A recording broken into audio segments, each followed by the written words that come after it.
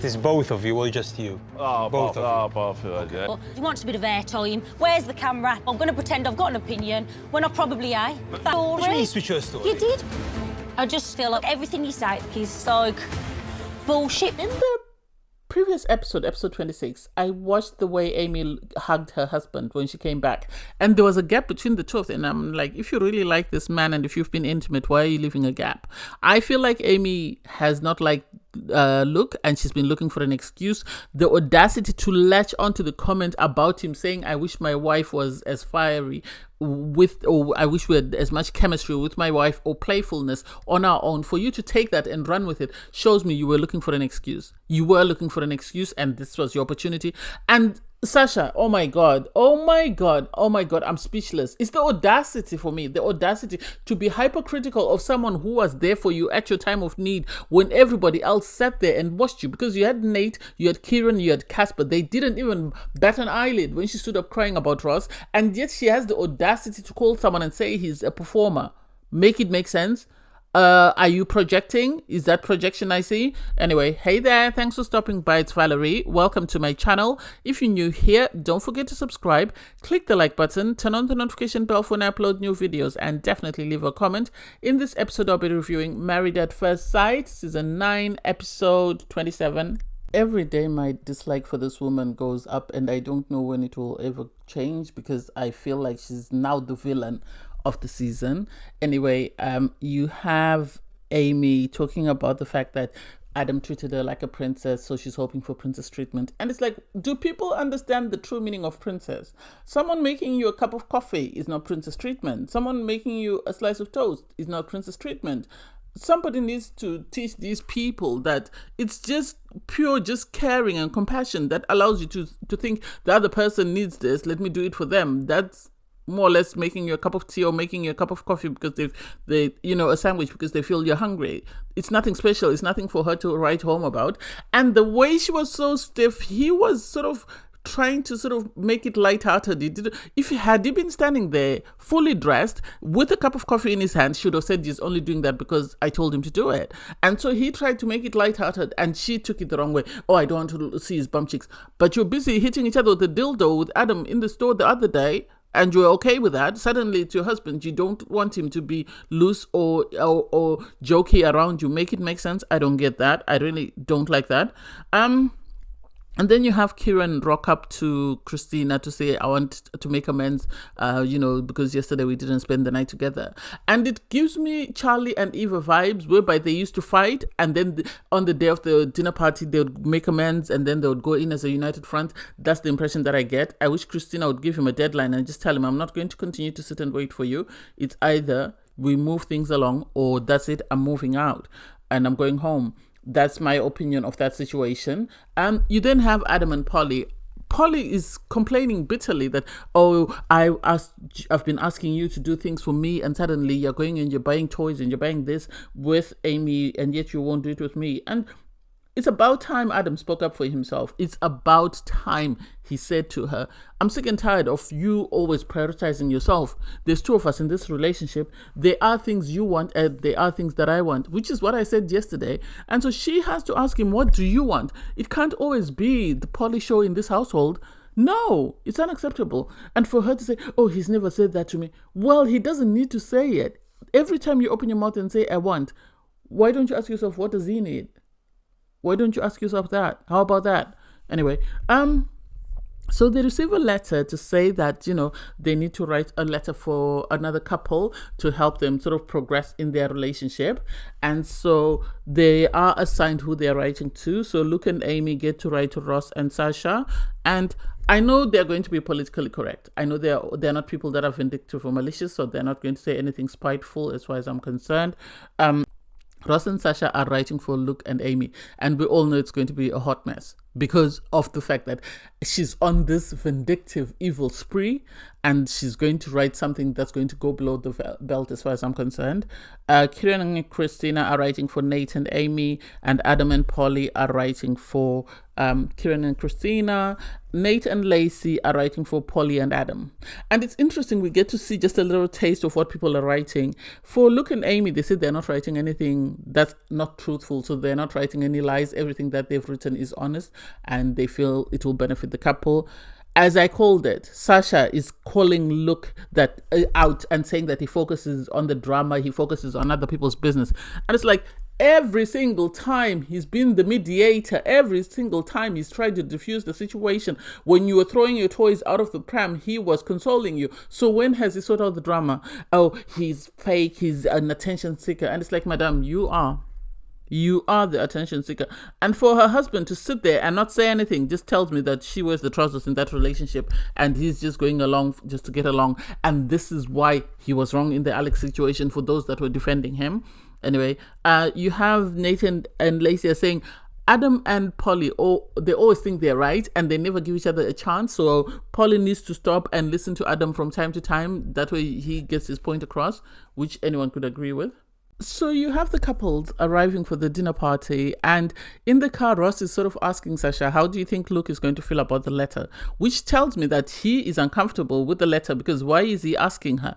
And I think if he was someone with common sense, he should be questioning, what the hell did this woman say to Alex that provoked his reaction or his response, or that provoked him to say the things that he said? Anyway, so first to arrive are Polly and Adam. Polly was trying to say, let's go in as a united front. And Adam said, no, we can't continue to say every time we fight, we come here, we put lipstick on this pig. We're going to go in as we should, because we're not in a good space, so we need to go in as is. So when they walked in, she wasn't able to hold on to him, because normally she's able to hold on to him and he just walks there like it's a statue. They're followed in by Luke and Lacey, and they sort of have a conversation about, where are you guys? And Lacey's sort of talking. Well, Luke sort of said, oh, there's the man who's been treating my wife like a princess. And I like that he brought it up. He brought it up that, this was an issue in his marriage and he felt some type of way, but he brought it up in a joking way. It wasn't sort of like, why did you do this? Now I'm in trouble. But it was cute the way he brought it up.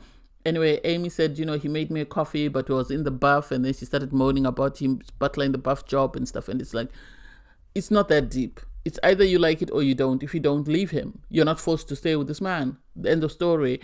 Adam and Polly bring up that they've been clashing as well, because he felt like he had been quiet for a long time, and suddenly he felt the need to be honest and tell his truth. And Amy chimes in, the truth is, honesty is the best policy. And it's like, oh my God, I don't know how Polly didn't pick up that maybe his truth came from Polly and maybe she's the one who encouraged him to be truthful with her.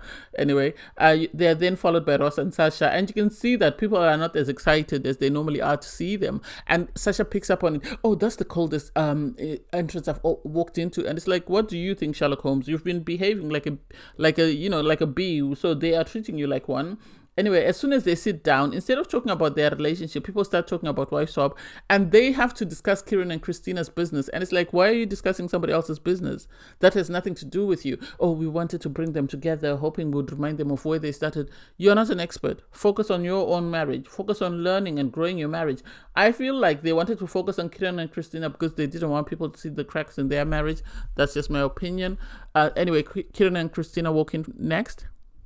So you then have them sort of sit down and they're sort of asking, what happened with Kieran and Christina, because Polly was sort of saying to Sasha, from what you're saying, I didn't expect them to come in holding hands. So I'm pleasantly surprised that they're holding hands. And Christina lets the group know that they've had a conversation, they've addressed their concerns, and they're in a very good space. So she's just waiting for Kieran to make up his mind. What do I think? I think they're just pushing it to the very end. I think they've decided they're going to ride this horse till the very end, to final vows, and then they'll say no and go their separate ways. That's my opinion, because I feel like they think it's pointless for them to leave now when they've only got a week or two left. That's the impression that I get. You have Lacey and Nate walk in. Nate is always in his own little world. He doesn't like the drama. He's Mr. Positive Vibe. So he's already been told by Lacey that there might be drama. So I think he's already in his head looking for, where the peaceful space is. So the girls sit down and Amy's sort of asking, how was your stay with Luke? What did Luke say? How did things go? And for me, it's like, I don't like that. We didn't hear the other wives compare. Why didn't Amy compare with Polly about how she was treated? Anyway, Lacey says, when she walked in, she had a conversation with Luke and told him how she felt about his comments about the classiness and whatever. And he apologized in cake, which he told his wife that that's what he did. And then you have Amy ask, so did he make you breakfast? And he said, yeah, he used to make me breakfast every single day and he used to write me notes. And it's like, if you have a guest in your house, what did Amy expect him to do? What did Amy expect him to do? To sit there and wait for Lacey to come in and start looking for where the cups were, this, so that I can make myself something to eat.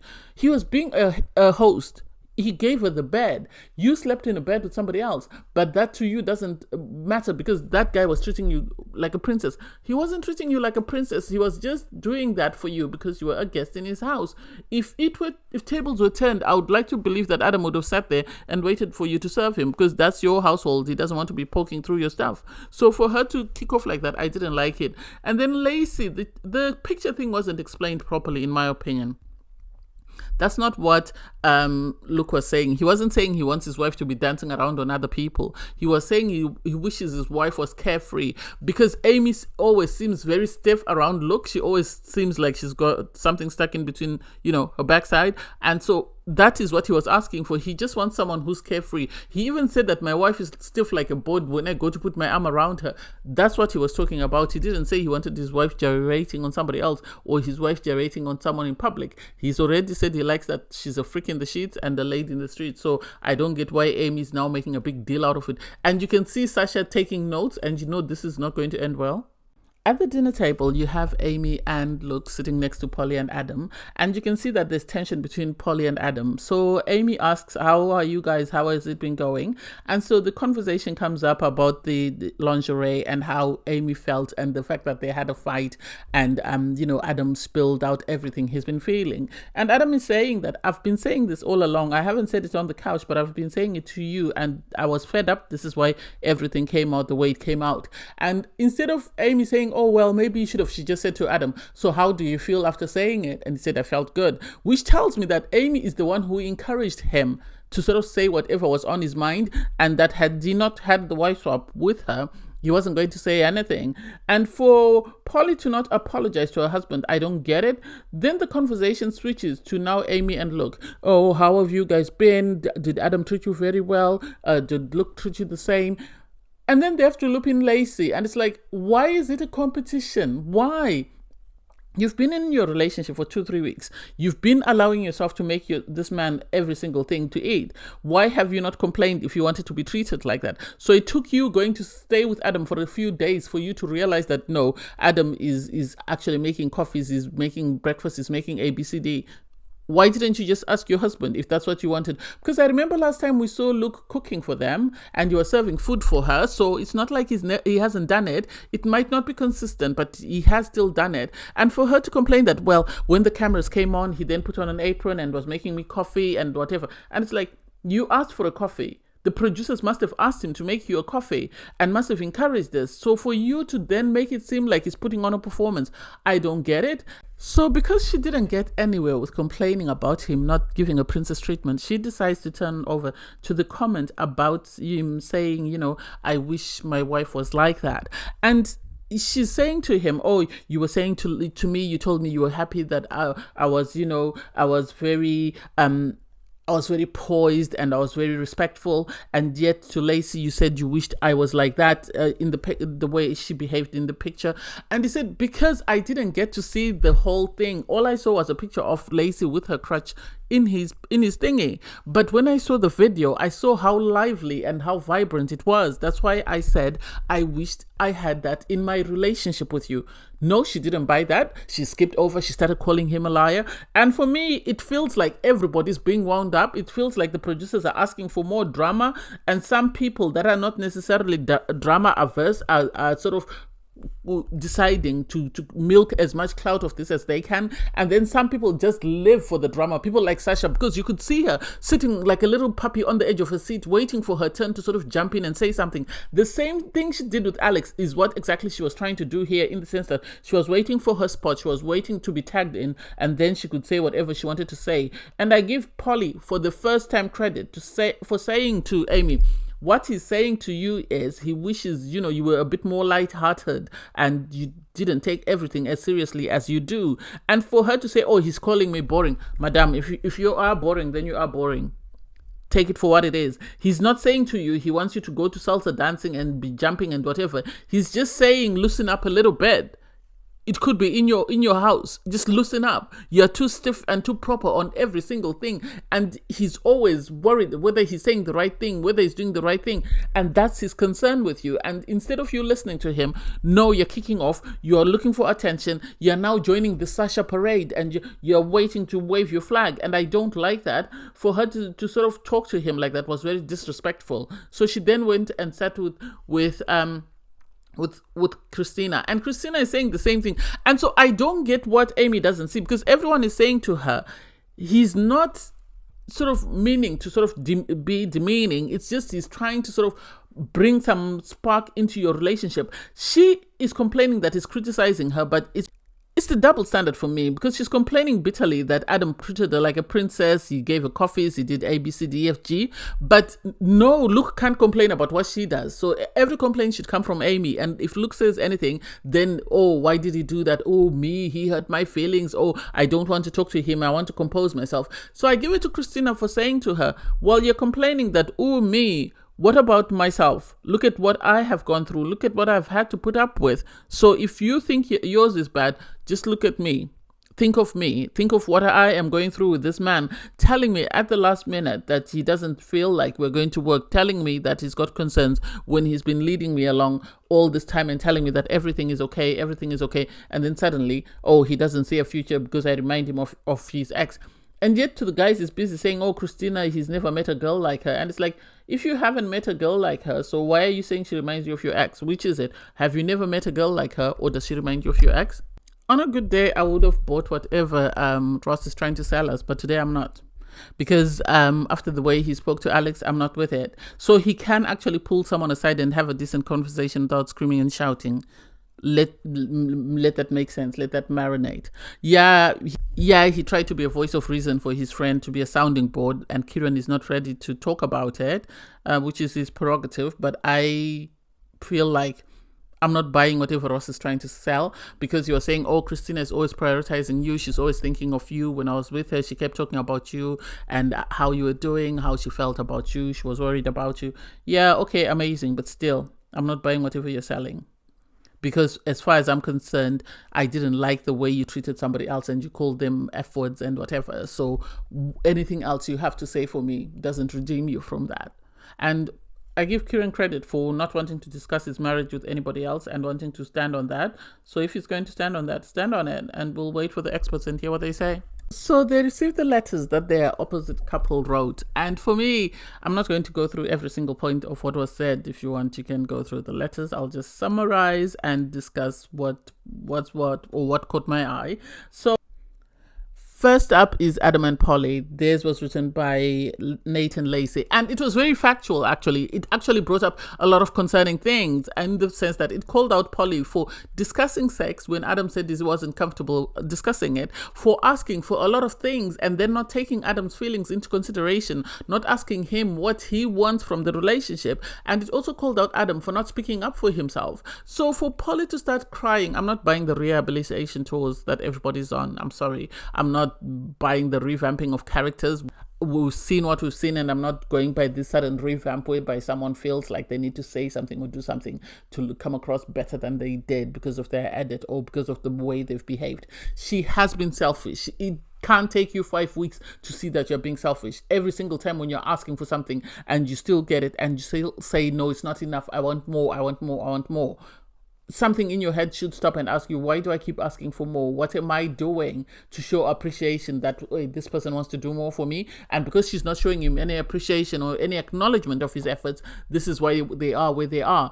And for her to start crying, Adam is standing on business because he asked her, so what upset you now? Because he can't quite understand why she's upset, because everything that was said was factual. Everything that was said needed to be said in order for them to progress. So her crying and her being, oh, me, why me, doesn't make sense to anyone. Next up is Nate and Lacey. Theirs was written by Kieran and Christina, and they couldn't have been more kinder, more sweeter, because with Nate and Lacey, one thing about them, one thing you can't knock them for is they've tried, or Nate has tried his best to stay out of the drama. He's minded his own business. He hasn't involved himself in anyone else's drama. He's just sat there and been away with the fairies.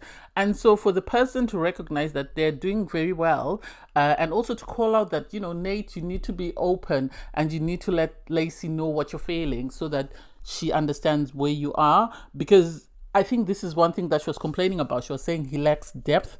And so for someone else to call him out on his lack of depth is amazing, in my opinion, because it shows him that people recognize that he's an amazing guy, but he still has work to do. He still needs to sort of open up more to his wife. He still needs to sort of tell his wife what he's feeling. That way they can progress as a couple. Do I think he likes him? I think so. I know someone in the comments has said he doesn't like it. I think he likes her. I think she at times can be a bit too much for him. So I think if he can get her away from her family and some of these toxic ladies, then they'll have a happy marriage. But as long as she's around her mum and her sister and these toxic ladies, he's not going to be able to cope. He's going to end up checking out and moving on to his next person or to his ideal partner. But he is a nice guy. She is nice as long as she's not involving herself in the drama. I like the fact that she went and she sat with Luke after all that blow up from the girls and sort of was having a quiet conversation. I think it might have been a very helpful and peaceful conversation. This is why we were not shown, or we didn't get to hear exactly what they were saying. But I think as a couple, they could actually make it after the experiment. So next up is Luke and Amy, and it's the audacity for me. It's the audacity. I'm going to repeat again, because it says, Amy is uncomfortable with some of the sexual comments that Luke makes. That's a given. She has said that, so that's a fact. And so for Sasha to have the audacity to say that Luke is an attention seeker, he's always looking for the cameras, he's always doing this. Luke has never looked for the cameras. If he wanted to look for the cameras, he would have created enough drama just by being there, and with the way he carries himself, the way he speaks, but he hasn't. During the couples retreat, he and Amy were left holding the baby because they were left attending to Hannah because nobody else wanted anything to do with her. When it was the Alex situation, he was left consoling Alex and supporting Alex. And when she was in crisis, Sasha, he stepped up. None of the guys stepped up. He stepped up and was consoling her. So the audacity for her to stand up and say, I'm the one who wrote it. Because Luke asked, so was it from the both of you? And sorry, I have lost all respect for Ross because he said, yes. Why are you backing up nonsense? You kicked off because you said your Alex was disrespectful towards your wife, but you're happy to second and support your wife's stupidity. You're happy to sit there and support her degrade and devalue and sort of belittle another man. And for her to say, oh, you're always looking for the camera, you're always looking for attention, you're always looking to people please, please sit down. When he was consoling you and you were hugging him, crying that your husband was hugging somebody else, you didn't see anything wrong with it. Now that he's called you out for your stupidity, you are now calling him out. I'm so furious and I'm so upset, and I give it to Luke because he realized what it was, in the sense that she was trying to look for his smoke. She was trying to start a fight with him. That way her husband could stand up, and he didn't give him that. And Luke sat there and kept quiet and said, this is an opinion and there's nothing constructive in it. There's no constructive feedback, so I'm not going to listen to this. And I think Ross should have apologized, or you should have called Luke aside and said, I'm sorry with the way it came across. Our intention was never to be offensive or derogatory. Please forgive us. We were just trying to give our opinion on your marriage. But he didn't. He sat there with this face and a smile on it. And it's like, why are you sitting there like an idiot? Why are you sitting there like an idiot, allowing your wife to speak to someone like that? Now you understand how Alex felt. The difference is Luke didn't retaliate the way Alex did, because had Luke retaliated, then everyone would have said Luke is the villain. He didn't give you the reaction that you were looking for, and now the two of you look like fools because you didn't get what you came for. I'm so furious. I don't even know whether what I've said makes sense, but hey, it is what it is. Next up is Sasha and Ross. Theirs was written by Luke and Amy, and the comparison is shocking because it's day and night, because Luke and Amy were sort of giving constructive feedback, where the others were hypercritical. They were only looking at the negatives. Yes, Luke and Amy did bring up the fact that Ross needs to be careful that he's not always being brought into fights by his wife, but they appreciate the fact that he's very caring towards his daughter and his wife and his family. So that's something positive. They appreciated the fact that, she is doing the best she can on her part, Sasha, in the sense that she understands that her husband has a hearing impairment, and she always tries to sort of make sure that he's comfortable, and communication, he said, was a good thing for him, and so she's making sure that he's able to keep up with whatever's going on around him. And he became tearful when they talked about him being a family man. And so it's sad that, for people that wrote such a nice letter that moved someone to tears, they received a crappy letter. It's really sad. And the lack of embarrassment on Sasha's part for her to say, we're going to focus on the good and we're going to ignore the negative. And it's like, seriously, what good did you put in the letter outside of trying to kiss up to Amy? What else did you say? You criticized her husband to the max, and then you shouted at him. So the audacity for you to sit there and say, oh, we're going to ignore the bad. You are constantly starting fights and waiting for your husband to put them out. You are constantly starting fights and waiting for your husband to put them out. And I don't know whether that's how you've been brought up, where your dad is always defending you or whatever it is, but that ain't how to run a relationship. And I'm sorry, I don't see this lasting. I know the letter said one of us sees you lasting outside the experiment, the other one said no. Well, the one that said no, well, he was correct. I take it as Luke. Luke was correct, because apparently the relationship didn't make it, because at the moment Ross is currently seeing somebody else, and kudos to him. Who would want to put up with such a toxic woman? She'll get you killed, because she's constantly starting fights with people, and you never know how somebody else is going to retaliate. So kudos to him. And I don't know whether they're still friends. I hope, if nothing else, I hope Ross takes Luke's aside and sort of apologizes for the letter and apologizes for his wife's behavior, because that was unacceptable. Because if he's going to demand an apology for his wife, then he and his wife need to do the same. If they don't do the same, then I hope the experts call them out in the commitment ceremony. Last is Kieran and Christina. Kieran and Christina, for them, obviously they've been on this roller coaster whereby they've been struggling to sort of move on, because Kieran keeps saying that, Christina reminds him of his ex, so he doesn't know where he stands in regards to that relationship. He needs time to think. And then when in the group he says, oh, he's never met anyone like Christina, she's naturally herself. And it's like, which is it? Is it because she's naturally herself, or is it because you've just checked out? Obviously they're called out on the fact that Christina needs to take seriously her finances and her career, and show Kieran that she is serious about that. And Kieran is asked, she is a unique girl. You will never meet someone like her. And for him to acknowledge that he'll never meet someone like her, but she reminds him of his ex. And it's like, which is it? Does she remind you of your ex, or will you never meet someone like her? Make it make sense. Don't sort of tether between the two. Either you really like her and you see a future with her and you can see yourself growing and moving past the experiment, or you don't. Personally, I feel like Kieran has checked out. Whatever happened with the fight, whether it was the low moods or whatever happened at the retreat when she had one of her episodes, he has checked out and he's realized that he's not interested. And instead of him owning up and saying, actually, I've checked out, I'm not interested anymore, he's decided to drag this. Whether it's the producers telling him to drag it, or whether it's just him, something is not right. Yes, everybody was tearful, because it's upsetting to see someone is fighting for a marriage and the other person has already checked out. And it's like, why not the two of you just check out? Or why not be honest with the person so that she knows you've checked out and she can check out as well? Anyway, I digress. Thanks guys for watching. Please don't forget to like, share, comment and subscribe, and click the link in my video to watch my review from episode 26. Bye guys.